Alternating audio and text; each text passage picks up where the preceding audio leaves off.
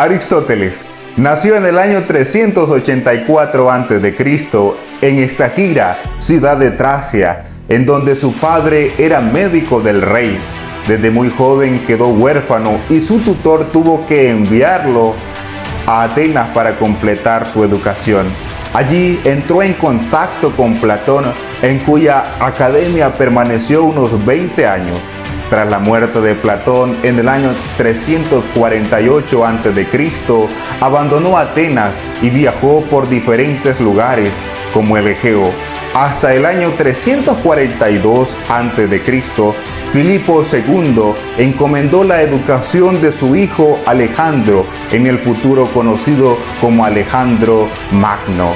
Cuando en el 336 a.C. Alejandro se convirtió en rey, Aristóteles volvió a Atenas, donde fundó el Liceo, centro en el que impartió sus enseñanzas casi hasta la muerte.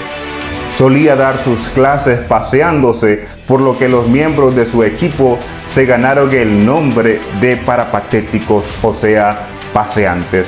En el año 323 a.C., Alejandro Magno murió. Tras su muerte, Aristóteles fue acusado de impiedad y decidió huir para evitar más ataques a la filosofía. Se refugió en Calcis, la ciudad de origen de su madre, donde murió en el año siguiente. Aristóteles era el discípulo rebelde de Platón. Al comienzo de la Ética Nicómaco, Aristóteles indicó que aunque fuera amigo de los defensores de las ideas, era más amigo de la verdad.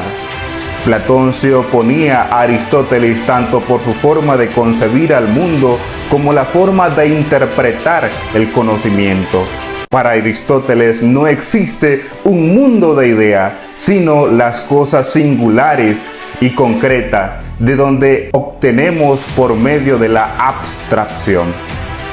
Ahora bien, para Aristóteles existe un mundo en el que existe una amplia multitud de seres vivos que, de acuerdo a su naturaleza o modo, pertenecen a una misma especie y coinciden en una misma esencia. La esencia es lo que hace que las cosas sean lo que sean. Interpretación aristotélica del conocimiento. Tenemos las facultades sensitivas.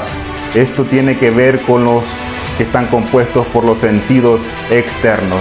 Y también tenemos las facultades intelectuales, constituidas por el entendimiento agente y el entendimiento paciente. El entendimiento agente se concibe como el que realiza la abstracción de las cosas y su esencia, y el conocimiento paciente es el que las recibe. Todo el conocimiento no puede ser conocimiento sin antes estar en los sentidos.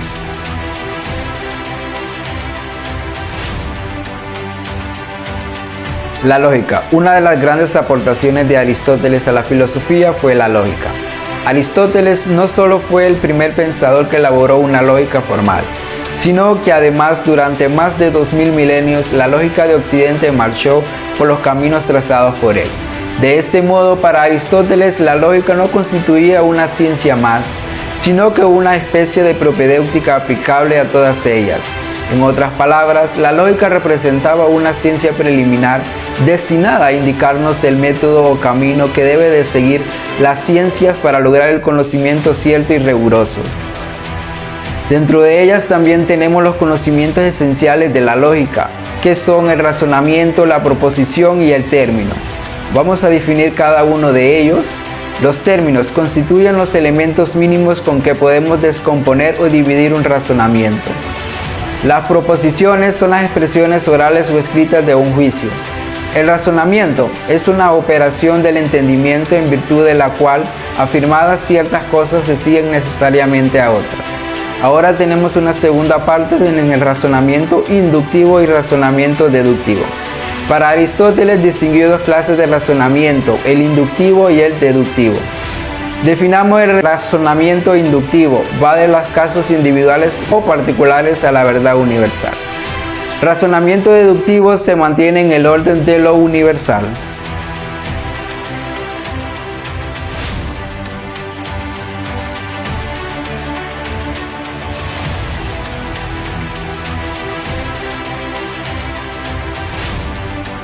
La física para Aristóteles. El objetivo de la física para Aristóteles era comprender la naturaleza y los fenómenos naturales, buscando explicar los cambios y movimientos que ocurren en el mundo. Physis y Tacne. Aristóteles distinguía entre physis y tacne. Physis se refería al principio natural de crecimiento y cambio inherente a los seres naturales, mientras que tacne se refería a la habilidad y conocimiento humano aplicado a la producción de artefactos. Aristóteles consideraba que la physis era más auténtica y fundamental que la tacne. Movimiento, potencia y acto. Aristóteles concebía el movimiento como un cambio de potencialidad a actualidad. La potencia se refiere a la capacidad de un objeto para realizar una acción, mientras que el acto es la actualización de esa potencia. Según Aristóteles, todo movimiento implica un cambio de potencialidad a actualidad. Teoría hilemórfica. Aristóteles desarrolló esta teoría según la cual todas las sustancias están compuestas por dos principios. 1. La materia. 2. La forma.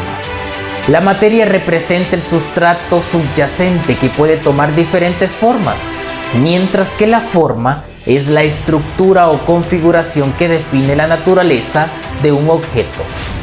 Las causas. Aristóteles identificó 4 causas para explicar el ser y el cambio en el mundo.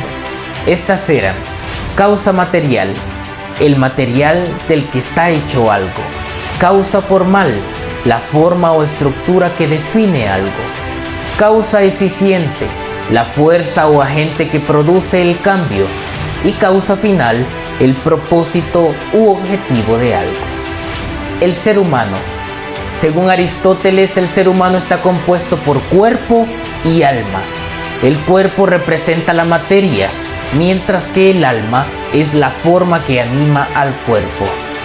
Aristóteles distinguía diferentes partes del alma, incluyendo el alma vegetativa, el alma sensitiva y el alma racional, esta última permitiendo la razón y la reflexión.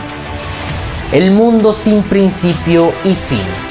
Aristóteles sostenía que el universo era eterno y no tenía un principio ni un fin en el tiempo. Creía que el mundo físico existía desde siempre y se regía por ciclos eternos de cambio y movimiento. Es importante tener en cuenta que las ideas de Aristóteles sobre física fueron influyentes en su época, pero con el avance de la ciencia, muchas de sus ideas fueron revisadas y reemplazadas por nuevas teorías y descubrimientos.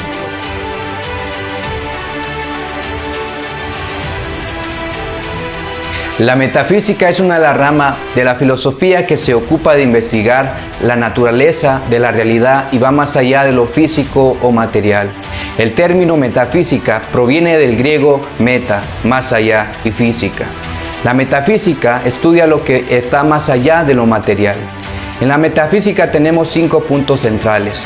El primero nos habla sobre el motor inmóvil, que es la causa final y el principio supremo del movimiento y el cambio en el universo según Aristóteles. Es inmutable, inmóvil y representa la perfección y la actualidad absoluta. Como segundo punto tenemos el ser. El ser en la metafísica se refiere a la existencia misma de algo. Es la realidad fundamental de las cosas y puede entenderse como la afirmación que algo es. Y como tercer punto tenemos la sustancia. Según Aristóteles, considera que las sustancias son entidades individuales y concretas. Son las realidades fundamentales y existen en sí mismas, independientes de otras cosas. Y como cuarto, tenemos las categorías. Las categorías son las diversas formas en que se pueden predicar algo sobre una sustancia. Y como quinto y último punto central tenemos la especie.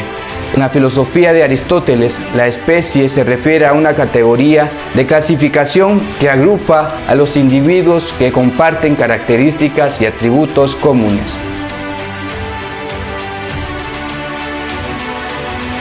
La ética.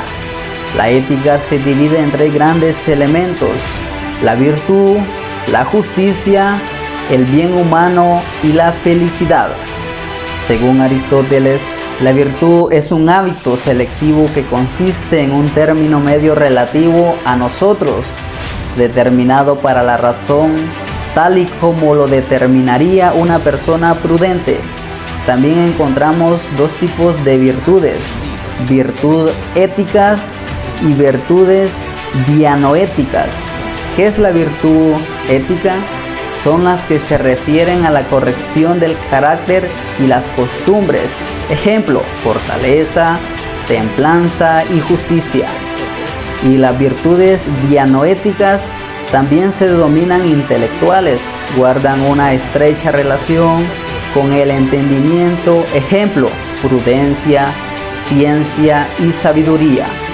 Para Aristóteles, la justicia es la virtud que nos inclina a dar cada uno lo suyo, es decir, lo que se pertenece. Dentro de esta concepción de la justicia, nuestro filósofo distinguió dos grandes clases: la justicia universal y la justicia particular. La justicia universal consiste en la obediencia de la ley. En este sentido, Aristóteles, como Platón y la mayoría de los griegos, sentía un vivo respeto por las leyes de la polis. Por eso, según él, la primera manera de ser injusto radica en violarlas. También tenemos la justicia particular. Se refiere a los diferentes campos o aspectos que podemos distinguir en la sociedad. Dentro de este tipo de justicia distingue tres clases: justicia distributiva, justicia correctiva y justicia conmutativa. Justicia distributiva consiste en la repartición de los bienes sociales, por ejemplo, los cargos o empleos públicos que se le da a las personas según sus conocimientos. Justicia correctiva es la encargada de reparar los daños tanto voluntarios como involuntarios que las personas causan. Justicia conmutativa es la encargada de dirigir las relaciones comerciales de compra y venta, entre otras cosas. Sin embargo, a la hora de la verdad, Aristóteles antepuso el entendimiento a la voluntad, concluyendo que la auténtica felicidad de los seres humanos consistía en teoría, o sea, en contemplación.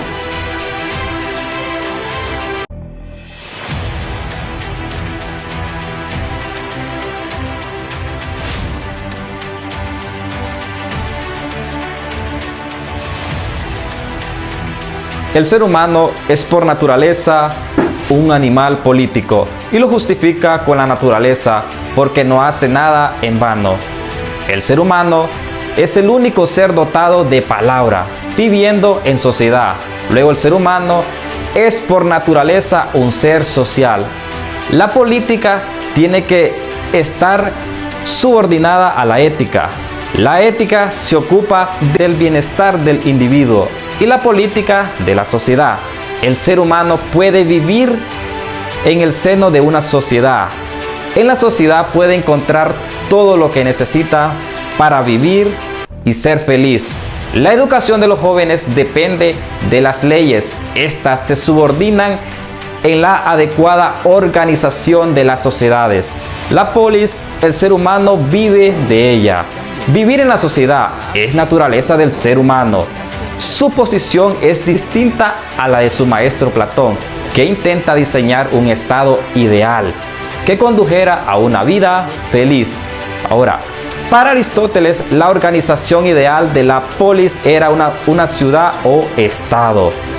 En el libro 6 de su Política expone la idea polis ideal con el término medio, que no sea tan grande ni tan pequeño. Esa ciudad tiene que tener 50.000 y 100.000 habitantes. Platón decía que una ciudad gobernada por los filósofos justa. Aristóteles afirma que puede haber formas justas de gobierno, régimen político. Los mejores gobiernos son constituidos por la clase media. El hombre es un ser social porque posee la palabra.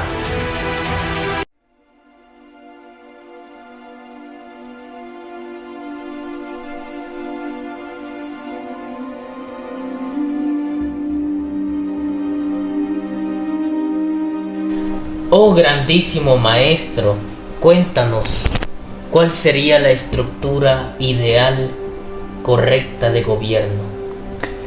Pues es algo muy sencillo. La democracia moderada, es decir, una república donde esté separada la constitución mixta. Nos encanta estar contigo, maestro Aristóteles, y aprender del más sabio. Qué bien se siente estar compartiendo contigo.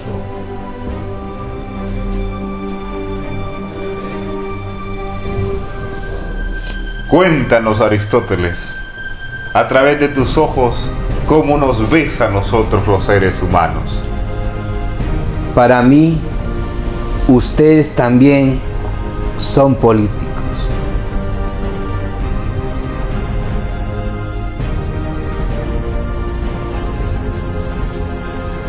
Soy uno de los seguidores de Aristóteles. Vengo de la escuela y me siento plenamente orgulloso.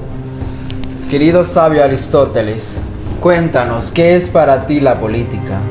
Para mí la política es un estudio de los estados viables en forma abstracta. Para mí era un estudio ideal de las costumbres, de las leyes del ser humano. Gracias, gran maestro, por ilustrarnos.